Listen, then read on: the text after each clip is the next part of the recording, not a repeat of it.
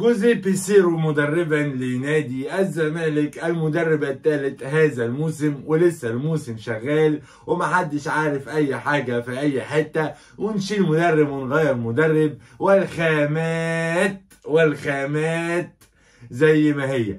رحيل كريستيان جروس المفاجئ عن نادي الزمالك، وارتباط اسمه بشيكابالا، ان شيكابالا عامل معاه مشكله. وطبعا لما نطلع اشاعه على شيكابالا، ده احنا يا هنانا يا سعدنا شيكابالا عندنا. عايزين نتكلم في الفيديو كلام مهم جدا جدا جدا. لا تنسوا الاشتراك، مهم جدا جدا في القناه، وفعلوا زر الجرس، مهم جدا جدا. تعالوا نقول بسم الله الرحمن الرحيم ونصلي على النبي عليه افضل الصلاه والسلام. أنا عندي مشكلة مع المدربين اللي بيتولوا نادي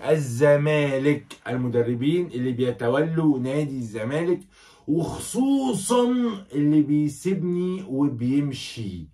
كارتيرون مشي وسابني، باتشيكو مشي وسابني، جوميز مشي وسابني، وغيرهم واللعيبة اللي بتمشي وتسيبني، واللعيبة اللي لها مستحقات وبتطير. انا عندي مشكلة مع اللعيبة اللي بتمشي، المدربين قصدي، اللي بتمشي في نص الموسم او في اول الموسم، ومثلا زي ما عمل كارتيرون قبل نهائي القرن. انا عندي مشكلة في النقطة دي. فازاي الزمالك راح دور وجاب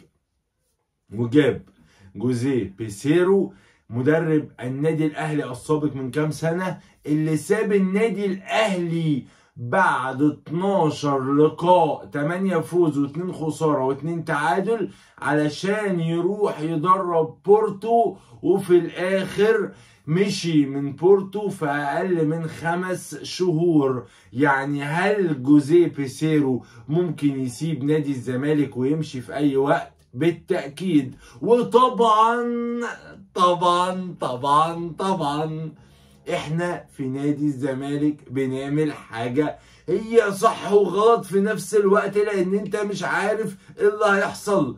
انت بتجيب مدير فني اجنبي، بتحط شرط جزائي قليل علشان لو فشل تعرف تخرج منه، وتعرف تدفع له الشرط الجزائي، ولو نجح بياخدوه في السعودية. مشكلة غريبة ملهاش أي حل خالص. نجيب مدير فني نجح بيروح السعودية وبيدفع الشرط الجزائي، فشل احنا بنمشيه. طب ما ينفعش ينجح ويكمل معانا سنة 2 3 4 5 6 7 8 ويكمل معانا مثلا لحد ما يعتزل؟ ده اعتقد مستحيل في نادي الزمالك. جوزيه بيسيرو انا شايف ان هو كان ماسك نيجيريا وما خدش معاهم افريقيا، وخسر افريقيا من كوت ديفوار البلد المستضيف، وكان ماسك بورتو معرفش سبورتنج براجا، وكان ماسك مدرب مساعد مع ريال مدريد، وخد السوبر الاسباني، واخد 2 ولا 3 في تاريخه. ولكن انا عندي وجهة نظر في النقطة دي. انا شايف ان الزمالك يعني مفيش حاجة تقول ايه اللي هيحصل. فاكر الوحش الصربي ميتشو، صح كان اسمه ميتشو ولا اسمه معرفش ايه، فاكر اللي جه بطة بلدي وغيره. لما جبت فريرا 2015 اللي ما كانش بيدرب نجح معاك وكسر الدنيا. لما جبت جروس في الولاية الاولى نجح معاك. لما جبت جوميز اللي ما كانش حد يعرفه قوي نجح معاك. اذا الزمالك مفيش مقاييس واضحة في النجاح وعدم النجاح، غير ان هو يجي يشتغل في هدوء، يكون معاه خامات محترمة ولاعيبة محترمة ولاعيبة بتاخد فلوسها في الوقت المناسب ولاعيبة كويسة.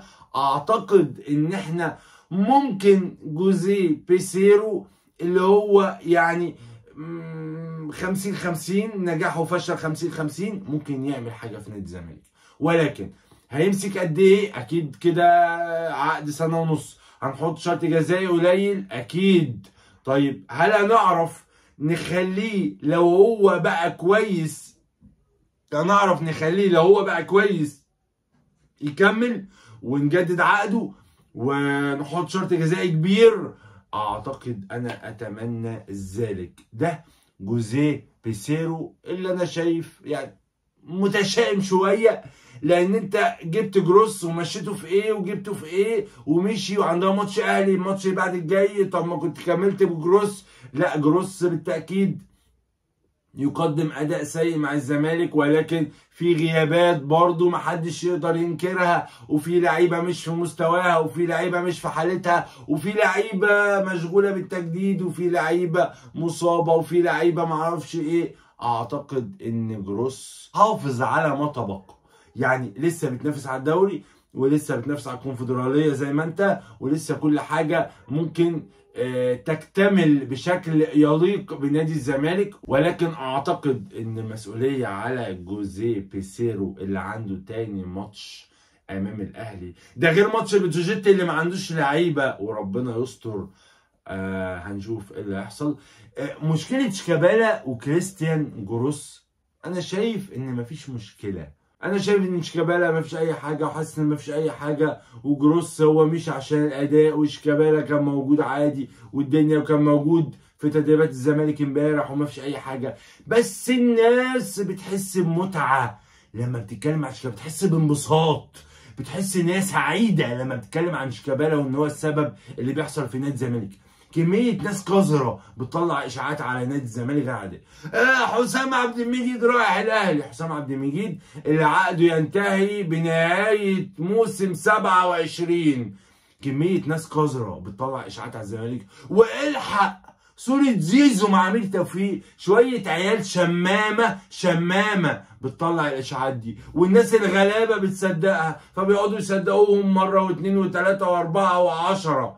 دي مشكلة السوشيال ميديا وشوية العيال الشمامة اللي بيطلعوا اشاعات للنهار على نادي الزمالك. بيان التحكيم او شكوى الاهلي المتكررة من التحكيم. انا عايز اسأل سؤال، ماذا حدث في مباراة بيراميدز وحرس الحدود امبارح؟ مفيش اي حاجة حصلت خالص، بس النادي الاهلي عنده ذعر او متضايقين شويه ان بيراميدز بيحتل المركز الاول، ولو الاهلي هو اللي المركز الاول وبيحصل اخطاء تحكيميه معاه. ده غير كده ان الاهلي جامل، محدش هيتكلم ولا حد هيفتح بقه، بس هما بيضغطوا على الحكام عشان يظلموا بيراميدز الفتره الجايه، عشان الاهلي يركب الدوري ونعيش في حياه جميله بسيطه لذيذه سعيده ما فيهاش اي مشكله.